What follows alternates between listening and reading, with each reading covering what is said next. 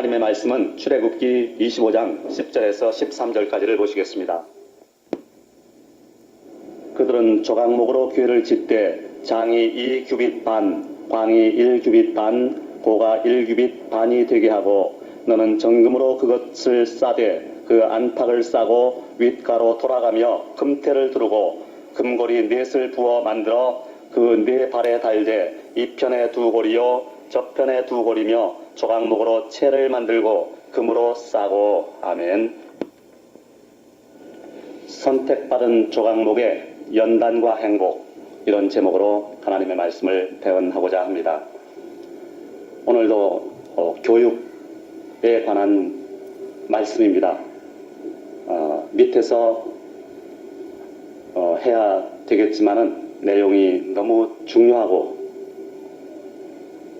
우리에게 도움이 되는 말씀이기 때문에 이렇게 올라왔습니다. 오늘 제목은 좀 생소하게 들릴 것입니다. 그러나 오늘 말씀을 잘 이해하게 되면은 신앙생활에 획기적인 발전이 있을 것으로 믿어 의심치 않습니다. 오늘 제목 중에 조각목이라는 것이 뭐냐 하면은 이것은 성막을, 구약시대 성막을 짓는 재료로 쓰인 나무입니다.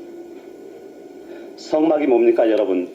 성막은 이스라엘 민족이 출애굽해서 가나안에 들어갈 때까지 40년 동안 광야에서 이리저리 옮겨다니면서 하나님께 제사를 드렸던 곳입니다. 성막은 다른 말로 회막이라고도 하고 증거막이라고도 하고 법막이라고도 했습니다. 그리고 사도행전 7장 38절에서는 이 성막을 광야 교회라고 부르고 있습니다. 말하자면 성막이라는 것은 구약시대의 교회라고 말을 할 수가 있습니다. 그런데 이 성막에 관한 말씀은 무척 어렵습니다. 성경을 창세기부터 요한계시록까지 읽어나가는 성경 통독자들이 성경을 처음부터 읽어나가다가 창세기 4장, 5장 그리고 10장의 족보에서 실증이 난다고 합니다. 이것이 첫 번째 관문이라고 합니다. 그 다음에는 출애굽기 25장부터 31장에 나오는 성막에서 실증이 난다고 해요. 두 번째 관문이랍니다. 또 출애굽기 35장에서 40장까지 여기 또 성막이 나오는데 여기서 실증이 난다고 해요. 세 번째 관문이라고 합니다. 그리고 마지막으로는 레위기의 제사법에서 실증이 난대요. 네 번째 관문입니다. 어떤 여자가 책을 선물을 받았대요. 그런데 읽어보니까 너무너무 몸이 건조하고 재미가 없어서 읽기를 중단했다고 합니다. 근데 나중에 우연히 이 책의 저자를 만나서 사귀다가 결혼을 했습니다. 그런 뒤에는 똑같은 책을, 아까 재미없어서 중단했던 그 책을 관심 있게, 진지하게, 그리고 재미있게 읽었다는 것입니다. 왜 그렇습니까? 그것은 그 책의 저자를 알고 사랑했기 때문에 가능한 일입니다.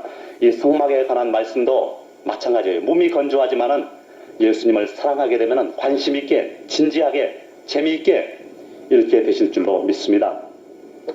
이스라엘 민족이 종살이하던 애굽에는 성막도 없었습니다. 영광의 구름도 없었습니다. 하나님도 없었습니다. 백성들은 변화받지 못한 죄인들에 불과했습니다. 노예들에 불과했어요. 그런 그들을 하나님은 모세를 세워서 구출을 했습니다. 그들은 홍해가 열림으로 구원을 받고 홍해가 닫힘으로 애굽 권세가 지배를 할 수 없게 됐습니다. 하나님은 시내산에서 모세에게 십계명이 적힌 두 돌판과 성막 설계를 계시해 주셨습니다. 십계명과 성막을 주신 것입니다. 십계명은 율법이요, 성막은 예수 그리스도를 상징하는 것입니다. 율법은 예수께로 인도하는 역할을 하지 않습니까? 시내산에서 모세가 받은 것은 예수님을 상징하는 성막과 예수께로 인도하는 율법을 받았습니다. 그럼 우리가 성막을 알아야 하는 이유가 뭘까요? 그것은 첫 번째 이유, 하나님이 최초로 땅에 거하신 곳이기 때문입니다. 하나님을 사람이, 인간이 땅에서 만날 수 있는 장소였습니다. 두 번째 이유는 성막은 예수 그리스도의 모형이기 때문입니다. 성막은 접으면 성막이요, 펼치면 예수님이다. 그렇게 말들을 합니다. 예수님을 알려면 신약을 알아야 돼요. 신약을 알려면 구약을 알아야 됩니다. 또 구약을 알려면 성막을 알지 못하고서는 구약을 알 수가 없다고 합니다. 성막은 하나님을 만나는 곳의 약도요. 그리고 예수 그리스도의 피는 하나님을 만나는 통로라고 말을 합니다.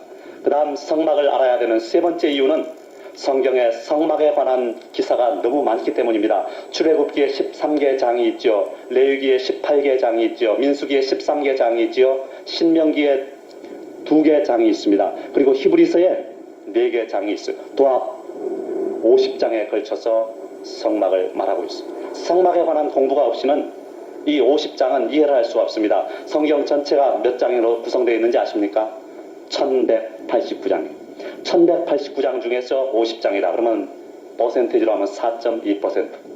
우리가 대통령 선거를 할 때 예를 들어서 유권자가 2천만이라면 이 4.2%면 84만 표입니다.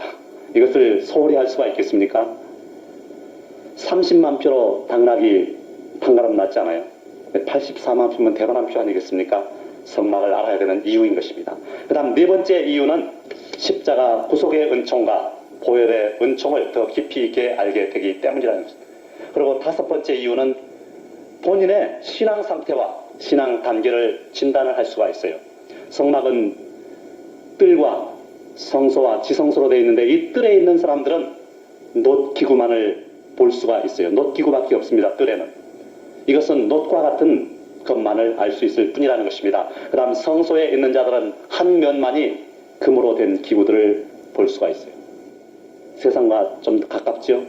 근데 지성소에 있는 자들은 양면 다 금으로 된 기구들을 볼 수가 있어요. 하나님 안에 들어가 있어요. 그 다음 성막을 알아야 되는 여섯 번째 이유는 성령 충만 받는 길을 제시하기 때문입니다. 성막이 완공되는 날에 구름 기둥과 불 기둥이 떠올랐어요. 성막은 예수 그리스도 아닙니까? 그리고 불 기둥과 구름 기둥은 성령님을 상징하는 것입니다. 성막 완공일에 구름 기둥과 불 기둥이 떠올랐다. 내 속에 예수 그리스도를 영접하는 것이 완성되는 날 성령이 임하신다는 것입니다. 그 다음 일곱 번째 이유는 히브리서 연구에 도움이 되기 때문이다. 여러분, 성막은 예수 그리스도를 상징하고 있습니다. 성막은 예배 드리는 것이죠. 이것은 예수님 안에서만 하나님께 예배를 드려야 된다는 것을 말하고 있어요. 또 성막은 죄인을 만나주시는 장소입니다. 예수 안에서만 하나님이 죄인을 만나주신다는 것입니다. 그리고 성막은 죄를 용서받을 수 있는 장소입니다. 예수 안에서만 하나님이 죄를 용서해 주시겠다는 것입니다. 성막은 여러분, 성막들과 성소와 지성소로 되어 있어요. 나눠드린 그 성막의 구조 그림을 보시면은 성막의 크기가 나옵니다. 맨 바깥에 있는 울타리는 가로가 100규빗, 세로가 50규빗, 그리고 높이가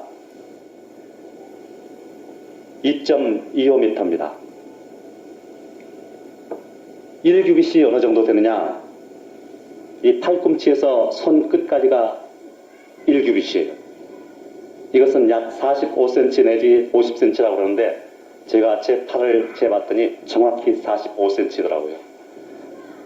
그래서 이 울타리를 미터법으로 환산을 하면은 45m 곱하기 22.5m가 나와요.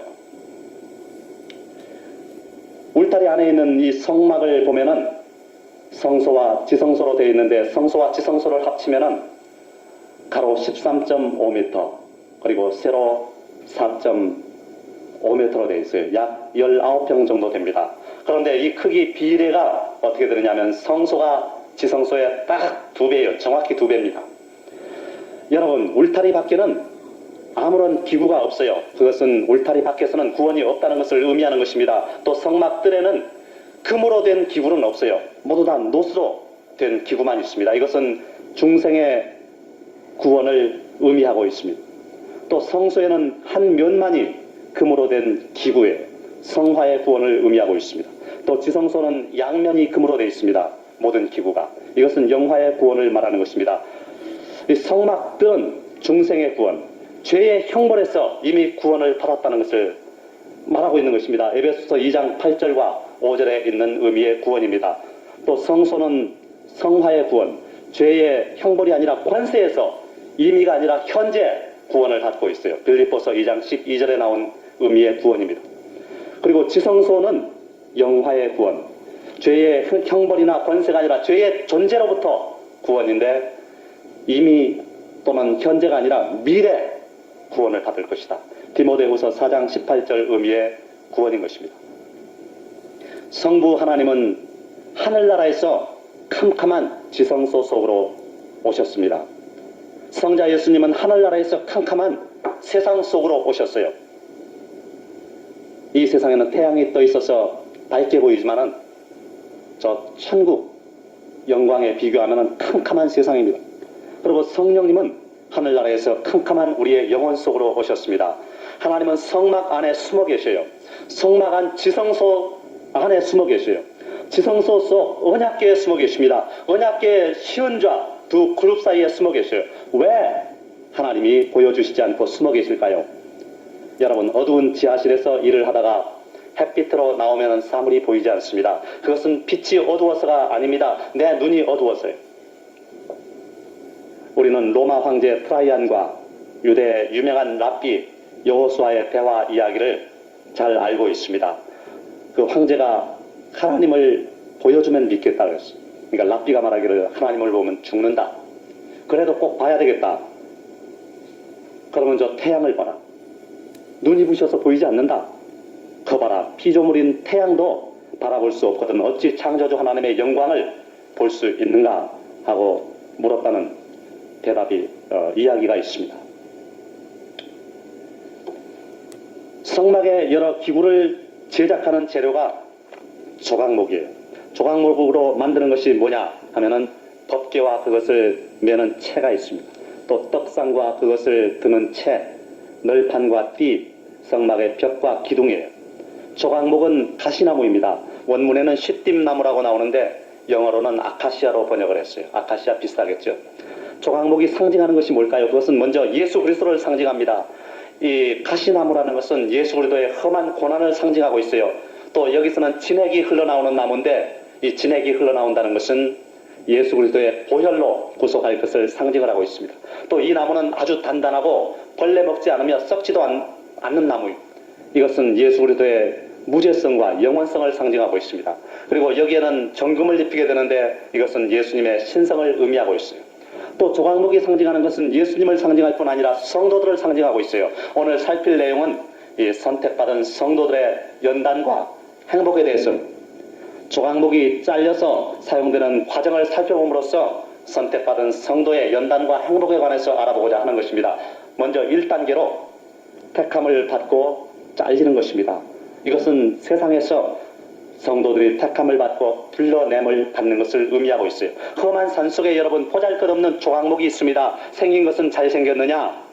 아니에요. 모양이 뒤틀렸어요. 몸통은 매끈하게 잘 빠졌느냐? 아닙니다. 온몸에 가시 투성이에요. 굵고 반듯하게 생겼느냐? 그렇지도 못합니다. 가늘고 구부러졌어요. 그런 보잘것없는 조각목이 성막을 짓기 위해서 선택을 받았다. 그리고 수많은 나무들 중에서 배임을 당해서 성소 부근으로 옮겨지고 그래서 배임을 당한 나무는 죽어요. 여러분, 험한 산속에 있는 보잘것없는 조각목, 이것은 세상에 살고 있는 보잘것없는 인간을 나타내고 있습니다. 조각목이 뒤틀린 것처럼 그 사람은 마음이 진리에서 뒤틀려 나갔어요. 조각목에 가시가 있는 것처럼 그 사람은 인격에 많은 가시를 가지고 있습니다. 조각목이 가늘고 굽은 것처럼 그 사람은 생활은 궁핍하죠. 영육간에 연약하고 질병에 시달립니다. 그리고 더러는 소경이나 전원자와 같은 병신들도 있어요. 보잘것없는 조각목이 성막을 짓기 위해서 선택을 받아서 수많은 나무들 중에서 배임을 당하고 성소 부근으로 옮겨집니다. 그리고 배임을 당한 나무는 죽는 것처럼 그 사람은 세상 중에서 선택을 받고 배임을 당해서 격리를 당합니다. 그리고 교회로 부르심을 입고 세상에서 분리되어 세상에 대해서 죽은 것. 2000년 전 예수님 당시 실제로 예수님께 선택을 받은 사람들은 가난한 사람들, 병신들, 소경들, 저는 사람들, 죄인들, 천한 자들이었어요. 오늘날도 하나님께 선택을 받아서 교회에 나오는 사람들 동일합니다. 마음이 하나님께 대해서 가난한 사람들, 영적 병신들, 영적 소경들, 영적 절름발이들이 이런 사람들을 하나님이 선택해서 교회로 인도해 주셨어요. 고린도전서 1장 27절에서 29절까지 이것을 말씀하고 있습니다. 그러나 하나님께서 세상에 미련한 것들을